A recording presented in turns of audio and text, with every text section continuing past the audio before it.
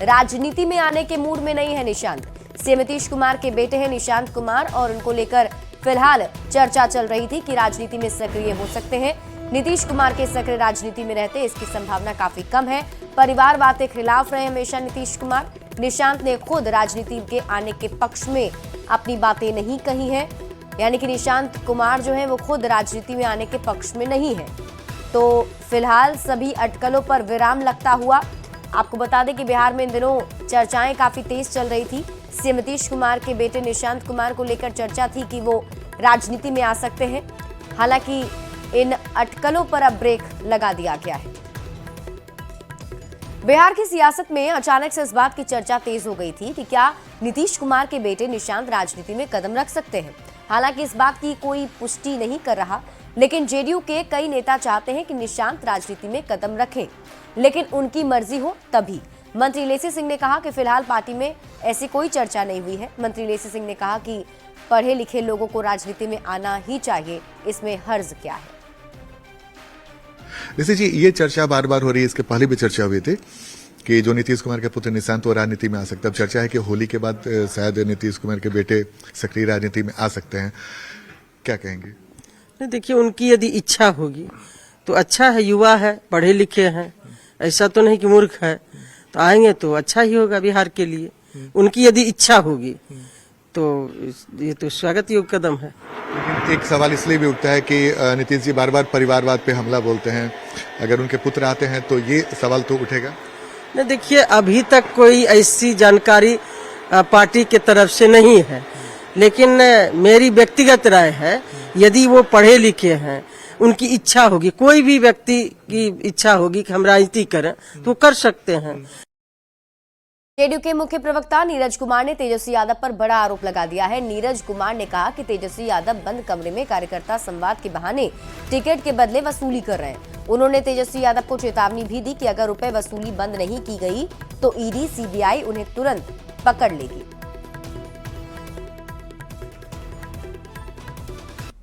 यादव गठबंधन के सहयोगी दल को दरकिनार कर खुले मैदान में नहीं बल्कि बंद कमरे में मीटिंग ले रहे हैं। ऑनलाइन हो गया है। अगर जमीन गलती से कोई दीजिएगा टिकट के बदले तो पकड़े जाइएगा। सीबीआई, ईडी, ईओयू तीनों इकाइयां सक्रिय हैं। अगर पकड़े गए टिकट के बदले कोई लेन देन में, चूंकि लालू जी के परिवार की राजनीति में आदत रही है बिना लक्ष्मी के मुस्कुराते नहीं हैं, तो वो मुस्कुराएंगे और आप गम में तब्दील होकर जेल की सलाखों में जाएंगे। अब नीरज कुमार के बयान के बाद विपक्ष के नेताओं ने पलटवार कर दिया है। आरजेडी कांग्रेस का कहना है कि सत्ता पक्ष को हार का डर सता रहा है, इसलिए अब ईडी और सीबीआई ही इनका सहारा है। श्री यादव जी, आजकल जो अब कार्यकर्ता संवाद यात्रा के नाम पर पैसों की वसूली और टिकट बेचने के धंधा में लगे हैं, ध्यान रखिए सीबीआई, ईडी, इनकम टैक्स सक्रिय है। सुशासन की सरकार है यह। फिर पकड़े जाएंगे तो मत कहिएगा कि हमें फंसाया जा रहा है। जेडीयू तेजस्वी यादव जी को क्या सलाह देगी? पहले वो अपनी पार्टी बचाएं, सरकार बचाएं। अब तो जो बिहार में गड़बड़ कर रहे हैं, अब जनता जो है सक्रिय है और जनता इनको सबक सिखाएगी। जैसे बिहार में टेंडरों का लेन देन में बड़े पैमाने पे गमन हो रहा है, उस पर जेडीयू प्रवक्ता को क्या बोलना है? जिस तरह से पेपर लीक माफिया जो सरगना कायम है और जिस तरह से पैसे की बंदर बाट कर रहे हैं, उस पर वो किसको नसीहत देंगे? जिस तरह से शराब माफिया बिहार में खुलेआम होम डिलीवरी शराब करा रहे हैं, उस पैसे का बंदर बाट पे वो किसको नसीहत देंगे? और डीके टैक्स के बारे में किसको नसीहत देने जाएंगे? इस पे बोले ना, जेडीयू के प्रवक्ता खुद में 56 छेद है और दूसरों को ज्ञान दे रहे हैं। बिहार बीजेपी के अध्यक्ष दिलीप जायसवाल ने लालू प्रसाद पर बड़ा हमला बोला है। उन्होंने लालू प्रसाद को फादर ऑफ क्राइम बता दिया और कहा कि जो पाप लालू प्रसाद ने अपनी सरकार के समय में किया, आज एनडीए की सरकार उसे धो रही है। समझ गई कि जो अपराध को पैदा करने वाले लोग हैं, जनक बोलते हैं हम लोग, पिता, फादर ऑफ क्राइम। हमको तो लगता है कोई प्राइज अगर मिले लालू जी के परिवार को तो एक ये भी हिंदुस्तान में प्राइज की घोषणा होना चाहिए, फादर ऑफ क्राइम। और इन लोगों ने जो पाप ढो करके हम लोग को दिया, उसी को अब धीरे धीरे राम तेरी गंगा मैली हो गई,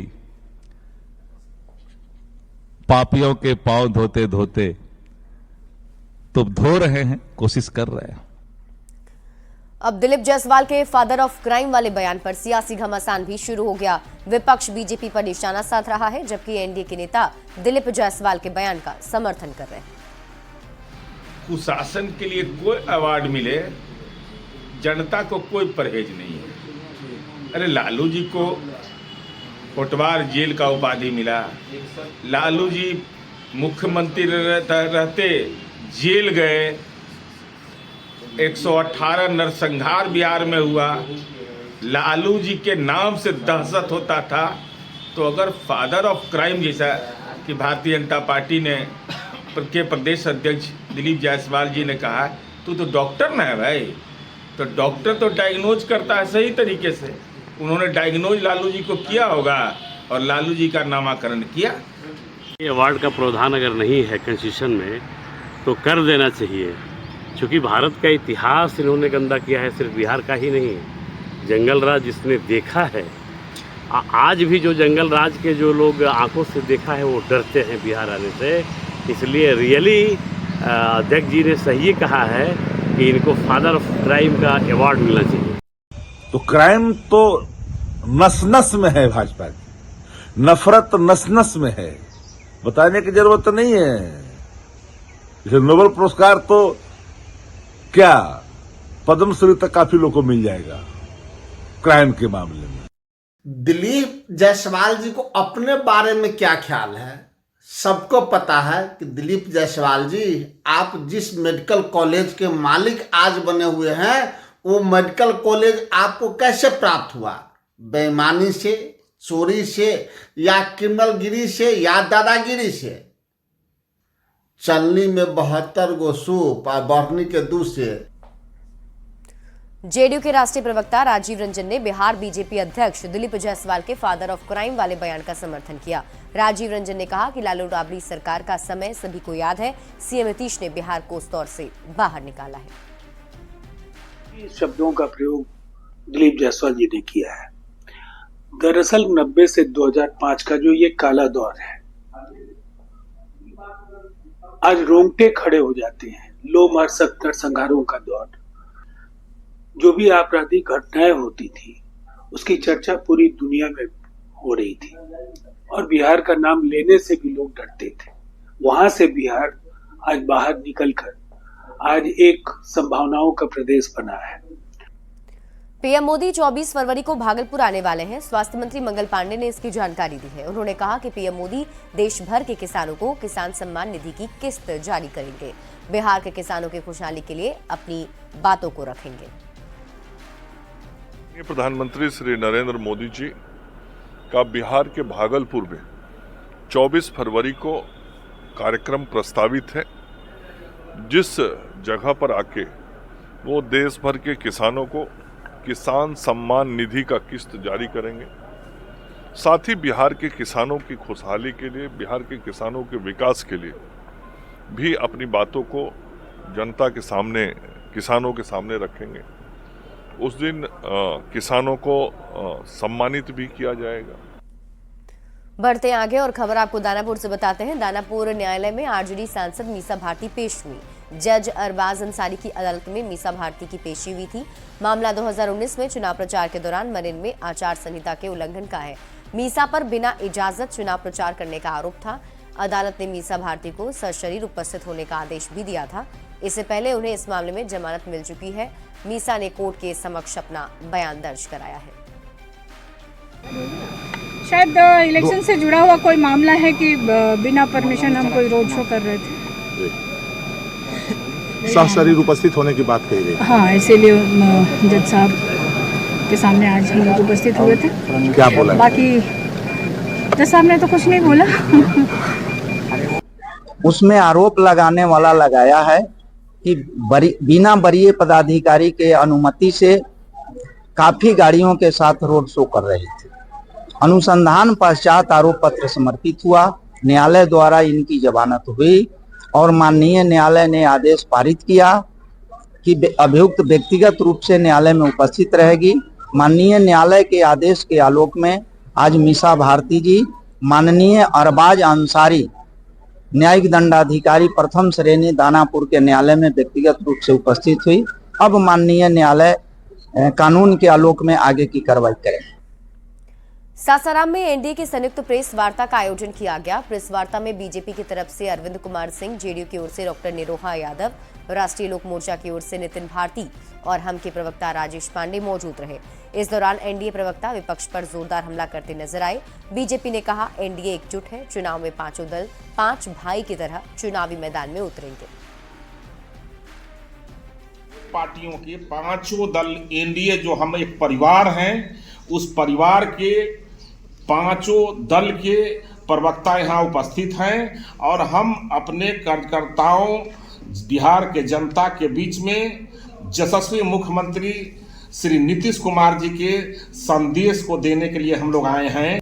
माफियागिरी होता था, दादागिरी होता था, मुख्यमंत्री आवास में माफिया और गुंडे बैठते थे और राजद, जिसको हम कह सकते हैं राष्ट्रीय प्रवृत्ति, जलादी संस्कृति और दलालों से भरा हुआ दल, जो पूरे बिहार में आतंक मचाए हुए था। आता हूं, अगर लॉ एंड ऑर्डर का समस्या होता तो 8 करोड़ पर्यटक बिहार में नहीं आते। 2023 में 24 जो खत्म हुआ, 8 करोड़ पर्यटक बिहार में भ्रमण करने आए, जिसमें 5 लाख से अधिक विदेशी पर्यटक आए। चुनावी साल में बिहार सरकार ने मुखिया जी का भी अधिकार बढ़ाने का फैसला कर लिया है। बिहार में पंचायत सरकार भवन का निर्माण मुखिया के जिम्मे होगा। साथ ही पंचायत सरकार भवन को भी हाईटेक बनाया जाएगा, जिसमें सभी सुविधाएं होंगी और लोगों को ब्लॉक के चक्कर नहीं काटने होंगे। 1400 से ऊपर पंचायत सरकार भवन मुखिया जी द्वारा पहले बनाया गया था। बाद के दिनों में 2000 से ऊपर एलईओ से और 2000 से ऊपर भवन विभाग से बनाया गया। और जो शेष बचे हुए हैं, जहां ज़मीन का उपलब्धता कम है, उसको ज़मीन उपलब्ध कराने के लिए हम लोगों ने तय किया है। हम लोगों ने निर्णय लेने जा रहे हैं कि जहां कहीं ज़मीन का दिक्कत है, वहाँ मुखिया जी को वहाँ तय करके काम पंचायत सरकार भवन और मुखिया जी उस ज़मीन को उपलब्ध कराएंगे एकदम। और पंचायत सरकार भवन को न्यू सेक्रेटेरिएट की तरह हम लोग उसको बनाने जा रहे हैं, जिसमें पुस्तकालय, डिजिटल पुस्तकालय भी होगा, उसमें जो है डेयरी भी होगा, हाँ डेयरी भी होगा, उसमें बैंकिंग व्यवस्था भी होगा। और इसी बीच आपको पटना से बड़ी खबर बताएं, बीआईटी मिश्रा में छात्र का शव मिला है। पटना एयरपोर्ट के पास है बीआईटी मिश्रा, जहां से एक छात्र का शव बरामद किया गया है। पुलिस और एफएसएल की टीम मौके पर पहुंची हुई है। हत्या या आत्महत्या की जांच में टीम जुटी हुई है।